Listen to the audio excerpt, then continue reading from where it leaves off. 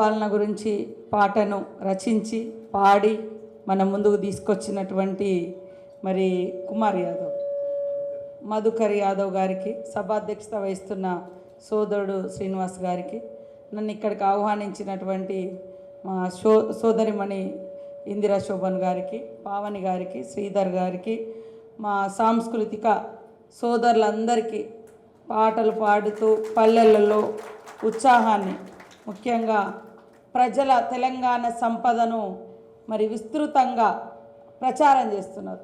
మన సంపద అంటే ఏదో కాదు, పాటలు. ఈ తెలంగాణ ప్రజలతో విడిపోనిది ఏదైనా ఉంది అంటే ఆ బంధం, అనుబంధం ఆట పాట లేకుండా తెలంగాణ లేదు. కొందరు ఏదో పండగ వచ్చిందంటే సుక్క ముక్క అనేదో అంటారు, కానీ తెలంగాణ అంటేనే ఆట పాట. ఆ ఆట పాటల నుంచి వచ్చినదే అనేక ఉద్యమాలు, పోరాటాలు, తెలంగాణ రాష్ట్రం, సమాజంలో చైతన్యం. తెలంగాణ ఆనాడు కూడా మరి 1948లో నిజాం కాలం నుంచి, వారి ప్రభుత్వం నుంచి భారతదేశంలో స్వతంత్ర తెలంగాణగా ఏర్పడడంలో కీలక భూమిక పోషించింది కూడా పాటలే. పాటలు ప్రజల్ని పరవశింపజేస్తాయి, పౌరుషాన్ని తీసుకొస్తుంది, ఉత్సాహాన్ని ఇస్తాయి, ఉద్రేకాన్ని ఇస్తుంది, చరిత్ర చెప్తుంది. చరిత్రను సృష్టించే విధంగా మరి పాత్రధారులని, సూత్రధారులని మరి చైతన్యవంతులను చేసే ఘనత తెలంగాణ పాటలో ఉంది. అంతటా రకరకాల జానపదాలు లేదా రకరకాల పాటలు ఉంటాయి, కానీ తెలంగాణ పాటలో మాత్రం మట్టి వాసన గట్టిగా ఉంటుంది. తెలంగాణలో పౌరుషం కూడా పవర్ఫుల్గా ఉంటుంది. సో ఇవన్నీ కూడా మనందరి జీవితాల్లో భాగం. కాబట్టి ఈరోజు రేవంత్ రెడ్డి గారి ఆధ్వర్యంలో సీఎం గారు ప్రజాపాలన కార్యక్రమంలో మనం తీసుకొచ్చేటువంటి పేదల సంక్షేమ కార్యక్రమాలు, అవన్నీ కూడా సాంస్కృతిక సారథులుగా మీరందరూ ఇక్కడ ఉన్నారు. సరే, ఒక్కొక్క పార్టీతో ఒక్కొక్క వ్యక్తితో అనుబంధం ఉన్నప్పటికీ వాస్తవంగా మనం పబ్లిక్ చేరవేయడం మూలంగా పాడే వాళ్ళ మీద, మాట్లాడే వాళ్ళ మీద ప్రజల గౌరవం ఉంటుంది. నేను ఒకరి మీద లేనిది అని లేదా ఇంకోటి అనుకోవడం మూలంగా గౌరవాలు తగ్గిపోతాయి తప్ప. కాబట్టి ఈరోజు నిజంగా చిల్లి గవ్వ లేకుండా బస్ ఎక్కి తిరగగలిగే అవకాశం మహిళలకు వచ్చింది. ఇంట్లో ప్రతి నెల కరెంటు బిల్లులు కట్టకుంటే కరెంటు కట్ చేసే పరిస్థితి నుంచి కరెంటు స్వేచ్ఛగా 200 యూనిట్ల వరకు వాడుకునే స్వేచ్ఛ, గూడు ఉండడానికి ఇందిరమ్మ ఇల్లులు, పేదింటి బిడ్డలు. ఒకప్పుడు ఉన్నత వర్గాలు డబ్బున్నోళ్ళే బియ్యం, సన్న బియ్యం, ఇప్పుడు వాళ్ళే కూడా తగ్గింది రేటు. మనం ఫ్రీ బియ్యం ఇవ్వడంతో ఇది బయట కొనుక్కునే రేటు కూడా తగ్గింది. పేదింటి బిడ్డలకు సన్న బియ్యం, ఇలాంటి అనేక ప్రజా సంక్షేమ కార్యక్రమాలు అన్నీ కూడా కేవలం పేదవాళ్లకు రీచ్ అయ్యే విధంగా, పేదవాళ్ళ ఆకలి తీర్చే విధంగా మనం చేయడం జరుగుతుంది. సో బతుకమ్మ ఈరోజు మనం అందరం భాగస్వాములం అవుతున్నాం. బతుకమ్మ పండుగ పూట కూడా ఒక్కొక్కప్పుడు ఒక్కొక్కరికి పాపము మంచి అన్నం తినాలన్నా కూడా మరి దొరకని పరిస్థితి, గడక, గంజి, అంబలి ఇట్లాంటి సిచ్యువేషన్ కూడా ఉంటుంది. సో ఇవన్నింటిని ఆలోచించి ప్రతిరోజు కొంతమంది మరి ఉన్నతమైనటువంటి వర్గాలే మంచి అన్నం తింటుంది, పేదింటి వాళ్ళు కూడా తినాలని ఈరోజు దేశంలో ఎక్కడ లేని విధంగా సన్న బియ్యాన్ని కూడా ఈ రాష్ట్రంలో రేవంత్ రెడ్డి గారి ప్రభుత్వం తీసుకురావడం జరిగింది. బతుకమ్మలో కూడా బతుకమ్మ యొక్క గొప్పతనం మరి ఇప్పటిది కాదు, ఇది చెరువులతోటి ముడిపడి ఉన్నటువంటి పండగగా మనకు అనిపిస్తుంది. ఎందుకంటే కాకతీయుల కాలంలో నుంచి ఈ బతుకమ్మ దాని ఉన్నది అనేది మనకు అర్థమవుతుంది. చరిత్రలో ఎంతమంది దాని మీద క్లియర్గా రీసెర్చ్ చేసినో తెలియదు, కానీ ఇవాళ వరంగల్ నుంచి ఈ ఉత్తర తెలంగాణలో ముఖ్యంగా చెరువులు ఉన్న ప్రాంతాల్లో ఘనంగా నిర్వహిస్తారు. కొన్ని ప్రాంతాలలో లేదు వాస్తవానికి. ఎందుకంటే మనం చెరువుల దగ్గర పోయి ఆడుతాం, చెరువులతో అనుబంధం ఉన్నటువంటి పండుగ, మరి కుటుంబ సభ్యులందరూ కలిసిమెలిసి ఆడుకునే పండుగ. ముఖ్యంగా ఆడకూతులు పెళ్ళిళ్ళై అత్తగారిళ్ళలో పోయి వచ్చిన తర్వాత 6 నెలలు పట్టేది. అప్పుడైతే ఏడాదికి ఒకసారి వచ్చే పండుగలో ముఖ్యంగా బతుకమ్మ తప్పకుండా వచ్చేవాళ్ళు. అంటే మన పాటలలో ఉన్నాయి. ఆనాడు పాటలన్నీ కూడా రోజువారీ కార్యక్రమాలను బట్టి నడిపేవి. ఒక్కడే మా ఆయన ఉయ్యాలో వచ్చన్న పోడా అని ఇట్లా అన్నప్పుడు అంటే ఆడబిడ్డ అత్తగారింటికి పోయిన తర్వాత తల్లిదండ్రుల కోసం ఎంత ఆవేదనతో చూస్తుంది అని ఆ పాట వ్యక్తం చేస్తుంది. వస్తుంటే ఏ రడ్డం వస్తుంది, దాటుడెట్లా అంటే మన వ్యవస్థ అంతా కూడా బ్రిడ్జీలు లేక అప్పుడు ఎప్పుడో వందల సంవత్సరాలుగా ఇది కాకతీయుల కాలం అంటే 13వ శతాబ్దం 11వ శతాబ్దం అప్పుడు సమ్మక్క సారలమ్మ చరిత్ర కానీ కాకతీయుల చరిత్ర కానీ అప్పుడు అంతా ఉన్నటువంటిది. సో ఇవాళ మా దగ్గర కాకతీయులు కట్టిన రామప్ప చెరువు ఉంటుంది, లక్నవరం ఉంటుంది, మరి కాకతీయులకు వ్యతిరేకంగా పోరాడిన చరిత్ర సమ్మక్క సారలమ్మకు ఉంటుంది. ఇట్లా రాజుల చరిత్ర కావచ్చు, రాజ్యాల చరిత్ర కావచ్చు, ఆనాడు మహిళలకు ఒక వైభవం మాత్రం వచ్చింది. ఈ బతుకమ్మలో వాస్తవానికి న్యాచురాలిటీ ఉంది, సహజత్వం ఉంది, సహజ సంపద ఉంది, ఆరోగ్యం ఉంది, ఆనందం ఉంది, ఐక్యత ఉంది. ఆరోగ్యం ఎట్లా అంటే మనం తీరొక్క పూలను పట్టి తీసుకొచ్చి బతుకమ్మ పేరుస్తాం. మనం ముఖ్యంగా తంగేడు పువ్వులో ఫస్ట్ తంగేడు పువ్వు వేస్తాం, తర్వాత గునుగు పువ్వు వేస్తాం, ఇట్లా ఆకులు ఇవన్నీ పేర్చుకుంటూ వస్తాం. తంగేడు పూలలో యాంటీబయాటిక్ ఉంది. మనం గౌరమ్మను పెడతాం, పసుపు, అది రోగ నిరోధక శక్తి, యాంటీబయాటిక్. మనకు సెప్టెంబర్ ఈ నెలలో చూసినాం, ఇప్పటిదాకా వర్షాలు పడుతూనే ఉంటాయి. జనరల్గా ఒకప్పుడు ఇప్పటిదాకా వర్షాలు ఉండే కాలం ఇది సెప్టెంబర్ మంత్ వరకు. తర్వాత మనకు దసరా వస్తుంది. సెప్టెంబర్ అంతా కూడా చెరువులన్నీ నిండుతాయి. పాడి పంటలు, చిన్న పంటలు అనేది ఆకాశ పంటలు చెరువు కింద కొంత పండుతుంది, లేకుంటే వర్షానికి పండే పంటలే మనకు ఉండేది.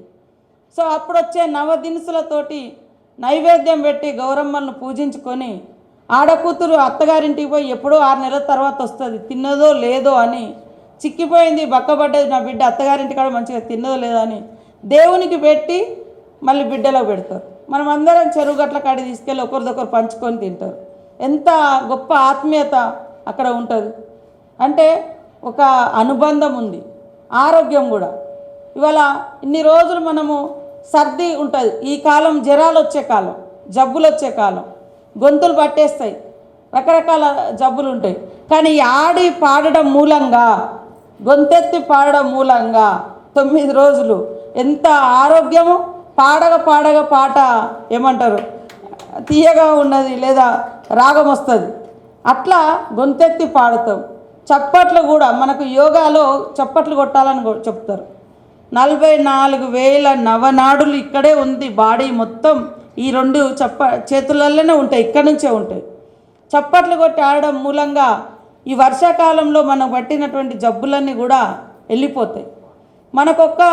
మనకొకప్పుడు చూస్తే చెరువులే మనకు జీవనాధారం. చెరువులలోనే మనము మంచినీళ్ళు బిందెలు పట్టుకపోయి, కుండలు పట్టుకపోయి చెరువుల నుంచే నీళ్ళు తెచ్చుకుని తాగేది. తర్వాత చెరువు కింద ఒక తూము ఉంటే అక్కడ బట్టలు పిండుకునేది, స్నానాలు చేసేది.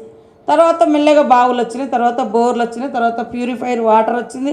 మళ్ళీ ఇండివిజువల్గా ఇంటింటికి మనిషికి ఒక బాటిల్ వచ్చింది ఇప్పుడు. కానీ అంటే ఇవి పెరిగిన కొద్ది సమస్యలు కూడా ఒంట్లో అట్లనే పెరిగినాయి. సహజత్వం ఉన్న కాడనే నిజంగా మనోళ్ళు 90 ఏళ్ళు 100 ఏళ్ళు 100 దాటి బతికిరు. సో అట్లా మనం వేసే గునుగు పువ్వులో, తంగేడు పువ్వులలో, పసుపు ముద్దలలో చెరువులలో వేస్తే చెరువులు కూడా శుద్ధి చేయబడతాయి. కొత్త నీరు వచ్చి ఉంటుంది కాబట్టి శుద్ధి చేసుకొని తాగడానికి మళ్ళీ వానలు పడేదానికి ఆ చెరువు మనకు ఎంతో భద్రత. చెరువు కిందనే వ్యవసాయం ఉండేది కాబట్టి మాకు పంటలు ఇచ్చినటువంటి చెరువులమ్మకు మనము పూలతో పూజ చేసుకునే పండుగ. మనం ఇలా ఊర్లలోకి వెళ్తే గడపకాడ పసుపు పెట్టుకొని ఉంటారు. ఇప్పుడు అంతా మనం పెయింటింగ్ వేస్తాను, గడపకాడ పసుపు ఎందుకు పెడితే మూఢత్వం అనుకుంటారు. కానీ ఎంత గొప్ప తెలివితేటలు ఉన్నోళ్ళు మనోళ్ళు. అంటే యాంటీబయాటిక్ ఉందని ఎప్పుడో దాంట్లో క్రిమికీటకాలను చంపేసే గుణము పసుపుకు ఉందని ఆనాడే గమనించారు. పెండలో కూడా ఉంటుంది, అలుకు జల్లుకొని ఇదంతా. సో మన వాళ్ళు ఇచ్చిన ఈ బతుకమ్మ వారసత్వంలో, సాంస్కృతిక సంపదలో ఆరోగ్యం ఉంది, ఆనందం ఉంది. ఆడకూతులందరినీ ఒక దగ్గర చేసి 9 రోజుల స్నేహం పెంచుతుంది. స్నేహం పాతకాలం నాటి స్నేహాలను పంచుకుంటుంది. అత్తగారింటి కాడొచ్చే బాధ, ఆవేదన అమ్మ చెల్లెతో చెప్పుకోలేకున్నా చిన్ననాటి దోస్తులతో చెప్పుకొని తన కడుపులో ఉన్న దుఃఖాన్ని బయట పెట్టుకునేటువంటి వేదిక బతుకమ్మ. సంతోషాన్ని పంచుకునే వేదిక కూడా బతుకమ్మ. ఆనాటి గుర్తులను గుర్తు చేసుకొని మనసు నిండా సంతోషంతో ఆమె లోపల తొక్కబడ్డటువంటి ఆవేదన, దుఃఖానికంతా కూడా బయటికి తీసుకొచ్చే అటువంటి మన పాటలు, ఆటలు బతుకమ్మలో ఉన్నాయి. కాబట్టి కొంతమంది సరే మనోళ్ళు కూడా ఇప్పటికి కూడా తెస్తున్నారు కోలాటాలు. నాకెందుకో మొదటి నుంచి కూడా కోలాటం అనేది మనం ఆడేది ఎప్పుడు కాముడు అప్పుడు ఆడతాం. ఎప్పుడు వస్తుంది హోలీ మ్యాక్సిమం, అంటే నాకు తెలిసి అయితే హోలీ అప్పుడే ఎక్కువ కోలాటాలు పట్టుకొని తిరుక్కుంటా చిన్నపిల్లలు అక్కలు అందరూ చేసుకుంటారు. జాజిరి జాజిరి ఆడు ఇది. కానీ అట్లా ఒక్కొక్క పండుగకు ఒక్కొక్క మిక్స్ అయిపోతుంది. మనము చప్పట్ల ద్వారానే చప్పట్లు కొట్టుకుంటూ ఒక లయబద్ధంగా ఆడుతుంటే నిజంగా ఎక్కడ ప్రపంచంలో ఎక్కడ ఉండదు ఇట్లాంటి ఆట. కాబట్టి ఏ పాట గొప్పతనమో ఆ పాటదే, ఏ పండుగ గొప్పతనం ఆ పండుగదే. మన పండుగని పక్క రాష్ట్రం వాడు ఫాలో అవ్వాలని మనం ప్రెజర్ చేయొద్దు. వాళ్ళ సంస్కృతి వాళ్ళది వేరే ఉంటాయి. ఒకవేళ నచ్చితే సంతోషంగా ఆడతారు. కానీ మనకు ఒక చరిత్ర ఉంది, చెరువులతో అనుబంధం, అందుకనే చెరువుల కాడిపోతాం. ఈ ప్రాంతం యొక్క సహజీవనం, సాంస్కృతిక జీవనం ఇవన్నీ ఉన్నాయి. కాబట్టి మీరు కళాకారులు కొంత పరిశోధన చేస్తూ ఈ బతుకమ్మ యొక్క గొప్పతనాన్ని ఇంకా 10 కాలాల పాటు, ఇప్పటికీ మనకు తెలిసి 1000 ఏళ్ళు దాటిపోయిన చరిత్ర ఉంటుంది దీనికి, ఇంకా ఒక కొన్నేళ్ళు నిలబడాలి. మనం ఆస్తులతోటి అంతస్తులతోటి మన అస్తిత్వం కనబడదు. మన ప్రాంతం యొక్క గొప్పతనము, మన ప్రాంతం యొక్క ఆటలు పాటలు, చరిత్ర, పోరాటాలు కావచ్చు, మరి సాంస్కృతిక కార్యక్రమాలు కావచ్చు, ఇది మన అస్తిత్వం, ఇది మన గొప్పతనం. నా ఇంట్లో నేను గొప్పదాన్ని, నీ ఇంట్లో నువ్వు గొప్ప, చాలా వేల కోట్లు ఉంటాయి కావచ్చు, వాళ్ళ ఇంటికి వాళ్ళు గొప్ప. కానీ రాష్ట్రానికి ఒక గొప్ప చూపించాలంటే అది కల్చర్కి ఉంది, సాంస్కృతిక వ్యవస్థకే అది ఉంటుంది. ఇగో మా పండుగలో ఇలా ఉంటుంది, ఇగో మా జాతి ఆట, మా జాతి మాట, మా జాతి పండుగలు, వాటిల్లో గొప్పతనం ఏంటిది అనేది మనం ఇక్కడ చెప్పుకోగలుగుతాం. ఇగో నా ఆస్తి ఇది, నా అంతస్తు అంటే ఇది నీ ఇండివిజువల్, అంతేనా కాదా, నీ వ్యక్తిగతం. కానీ మన అందరి సామూహిక సాంస్కృతిక అస్తిత్వం ఎక్కడుందంటే మన బతుకమ్మలో ఉంది. సో ఈ బతుకమ్మని మనం బతికించుకోవాలి. పాటల ద్వారా, ఆటల ద్వారా. ఎంత పెద్ద స్థాయిలో ఉన్నా మన ఊరికి వెళ్ళినప్పుడు మనం మన ఊరి బిడ్డలం. మన తాత ముత్తాతలు ఏమిచ్చారు మన ఆస్తి అంటే, ఇలా మన పండుగలు, మన పబ్బాలు, మన బోనాలు, మన రకరకాల వ్యవస్థ ఉందో వాటికి మనం పునర్జీవింప చేయాలి. అది మన అస్తిత్వాన్ని నిలబెడుతుంది. ఆ రోజు తెలంగాణ సాయుధ పోరాటం కావచ్చు, లేదా మొన్నటి నూతన తెలంగాణ సాధన పోరాటంలో, విప్లవ పోరాటంలో, కమ్యూనిస్టు పోరాటంలో, అన్ని పోరాటాలలో కూడా పాట చాలా చాలా గొప్ప ప్రభావం చూపించింది. ఆ పాటను చాలా పవర్ఫుల్గా తెలంగాణ ప్రజలు, తెలంగాణ సారథులు, సాంస్కృతిక సారథులు కాపాడి ఒక్కొక్క పాటకు ఒక్కొక్క చరిత్ర, ఆ పాట రచించిన వాళ్ళు చరిత్రలో ఉండాలి, ఆ పాట పాడిన వాళ్ళు కూడా చరిత్రలో ఉండాలి. అలా అన్నీ కూడా మన సాంస్కృతిక శాఖ ద్వారా మరి పదిలంగా పెట్టించే విధంగా కూడా మేము మన మంత్రి గారి దృష్టికి కూడా తీసుకెళ్ళి రికార్డ్స్ చేయించడం, పదిలపరచడము, రాసినటువంటి వాళ్ళ చరిత్రను కూడా లిఖించడము, ఇవన్నీ కూడా చేస్తే చాలా బ్రహ్మాండంగా ఉంటుందని నేను ఆశిస్తూ ఉన్నా. అదేవిధంగా బతుకమ్మ కుంటలో కూడా ఈరోజు మరి కార్యక్రమం ఉండే, వర్షాల మూలంగా వాయిదా వేసిరు 28వ తారీఖు నాడు. ఎందుకంటే హైదరాబాదులో ఎక్కడ చూసినా ఇది ఒక లేక్ సిటీ లాగానే. వాస్తవానికి ఈ హైదరాబాదు చెరువులు చాలా ఉండేది కానీ కనుమరుగైపోయినాయి. ఇప్పుడు మొన్న బతుకమ్మ కుంటకు పునర్జీవం తీసుకొచ్చారు, బతికించారు. బతుకమ్మ కుంటకు బతికించుకున్నాం అక్కడ. తర్వాత 29వ తారీఖు నాడు మరి గిన్నిస్ బుక్ ఆఫ్ రికార్డ్ కోసం మరి మన సాంస్కృతిక శాఖ ఆధ్వర్యంలో బతుకమ్మ పండుగ 10,000 బతుకమ్మలతో కార్యక్రమాన్ని కూడా నిర్వహిస్తున్నాం. కాబట్టి మీరందరూ కూడా రావాలి, ఆడాలి, పాడాలి, ప్రోత్సహించాలి. మహిళలకు ఈ యొక్క బతుకమ్మ సందర్భంగా మా సోదరులందరూ మహిళల్ని గౌరవిద్దాం, మహిళల్ని ఎదగనిద్దాం, మహిళల్ని బతకనిద్దామని మరి స్ఫూర్తితోటి ఈ బతుకమ్మను మనం అందరం కలిసి ఆడదాం. ఆడళ్ళ బతుకమ్మనే, కానీ అన్న పిల్లలు లేకుండా ఎక్కడ బతుకమ్మ ఉండదు.